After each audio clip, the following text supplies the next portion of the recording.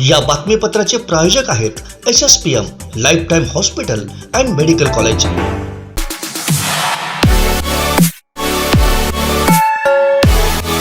नमस्कार, हे आहे कोकणचं नंबर 1 महा चॅनल कोकण 7 लाईव्ह आणि आपण पाहताय दुपारच्या टॉप न्यूज।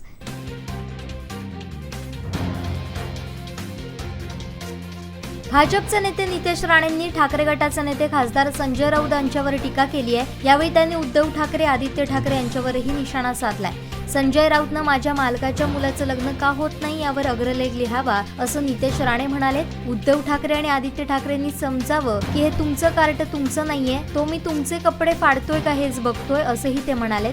संजय राऊतमुळे, त्याच्या भ्रष्टाचारामुळे पत्राचाळीतले लोक बेघर होत आहेत। बारसूला जाण्याआधी मालकाला घेऊन पत्राचाळीत जाऊन दाखव, कपडे फाडून तुला परत पाठवतील असंही नितेश राणे म्हणाले।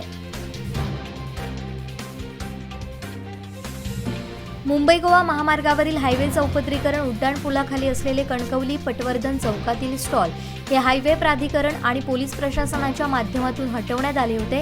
मात्र त्यानंतर पुन्हा एकदा हायवे उड्डाणपुलाखाली पुन्हा एकदा स्टॉल धारकांनी स्टॉल उभारले। याच पार्श्वभूमीवर हायवे प्राधिकरणचे अधिकारी आणि पोलीस प्रशासन पुन्हा एकदा कणकवली पटवर्धन चौकातील स्टॉल हटाव मोहिमेला दुपारच्या सुमारास उतरले। JCB आणि पोलीस बंदोबस्ताच्या सहाय्यानं काही स्टॉल देखील हटवण्यात आले। पोलीस सेवेत असताना उल्लेखनीय कामगिरी बजावलेल्या 2 सहाय्यक पोलीस उपनिरीक्षक, 10 पोलीस हवालदारांसह 12 जणांना पोलीस महासंचालक पदक जाहीर झाले। त्यापैकी काही जणांचा सावंतवाडी कर्नाटक विधानसभा निवडणुकीच्या पार्श्वभूमीवर आलेल्या कोकण परिक्षेत्राचे विशेष पोलीस महानिरीक्षक प्रवीण पवार यांच्या हस्ते शुक्रवारी सत्कार करण्यात आला। यावेळी जिल्हा पोलीस अधीक्षक सौरभ अग्रवाल आणि विभागीय पोलीस अधिकारी डॉक्टर रोहिणी साळुंखे उपस्थित होत्या। कोकण रेल्वेत प्रवासी युवतीवर अत्याचार केल्याप्रकरणी अटकेत असलेल्या संशयित आरोपी अरुण छोटूराम तेवतिया याला गुरुवारी न्यायालयानं न्यायालयीन कोठडी मंजूर केली।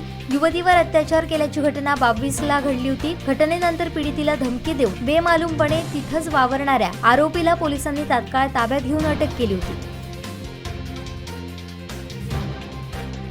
माजी मुख्यमंत्री उद्धव ठाकरे आजारी असताना आदित्य ठाकरे मुख्यमंत्री बनण्याचं षडयंत्र रचत होते। त्यासाठी आदित्य ठाकरेंनी जसलोक रुग्णालयाच्या एका खोलीत बैठकही घेतल्या होत्या, पण महाविकास आघाडीच्या नेत्यांनी विरोध केला म्हणून आदित्य ठाकरेंचं मुख्यमंत्री होण्याचं स्वप्न भंगलं असा खळबळजनक दावा भाजप नेते नितेश राणेंनी केलाय। त्यामुळे एकच खळबळ उडाली आहे। नितेश राणेंनी पत्रकार परिषद घेऊन हा दावा केलाय। त्यामुळे यावेळी आदित्य ठाकरे यांचा आवाज काढून त्यांची नक्कलही केली।